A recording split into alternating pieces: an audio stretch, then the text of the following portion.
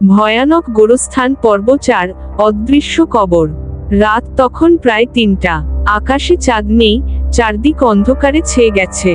অরণ্য, রিমা আর তানিম তিনজনেই গোরস্থানের গা ঘেঁষা পুরনো গির্জার ভিতরে আশ্রয় নিয়েছিল আগের রাতের ভয়াবহ ঘটনাগুলোর পর।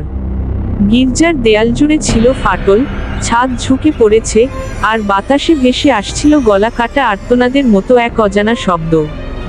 হঠাৎ গির্জার জানালার পাশে একটা ছায়া দেখা গেল। তানিম তাকিয়ে চমকে উঠল, ছায়াটা কারো নয়, সেটা নিজে থেকেই নড়ছে। রিমা নিচু গলায় বলল, ওটা আমাদের দেখছে। অরণ্য কাপা গলায় বলল, ওটা একটা মানুষ না, ওটা সেই আত্মা, যে কবর ছাড়া মাটির নিচে বন্দী। তখনই মাটির নিচ থেকে ভেসে উঠল চাপা কান্নার শব্দ। তিনজন গির্জার জানালা দিয়ে বাইরে তাকিয়ে দেখে, গোরস্থানের ঠিক মাঝখানে একটা নতুন কবর দেখা যাচ্ছে, অথচ আগের দিনও সেখানে কিছু ছিল না। তানিম ধীরে ধীরে গির্জা থেকে বেরিয়ে কবরটার কাছে গেল, কিন্তু যতই কাছে যায় ততই তার পা ভারী হয়ে আসছে। মনে হচ্ছিল কেউ যেন মাটির নিচ থেকে পা টেনে ধরছে।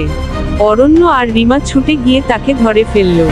ঠিক সেই মুহূর্তে কবরটার উপর থেকে মাটি সরতে লাগলো আপনা আপনি। একটা ঠান্ডা বাতাস চারপাশে ছড়িয়ে পড়ল। মাটি সরে গিয়ে একজোড়া চোখ দেখা গেল। মৃত নয়, জীবিত মানুষের চোখ। কেউ একজন জীবন্ত অবস্থায় সেই কবরের নিচে ছিল।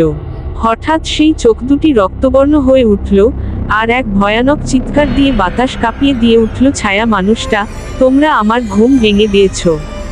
এখন আমি ঘুমাবো না, তোমাদের ঘুমের দিন শেষ। চারদিকের বাতাস ঘূর্ণিঝড়ের মতো ঘুরতে লাগলো। গির্জার দরজা নিজে থেকে বন্ধ হয়ে গেল। তারা তিনজন আটকা পড়ে গেল সেই অদৃশ্য কবর আর ঘুম ভাঙা অভিশপ্ত আত্মার সাথে।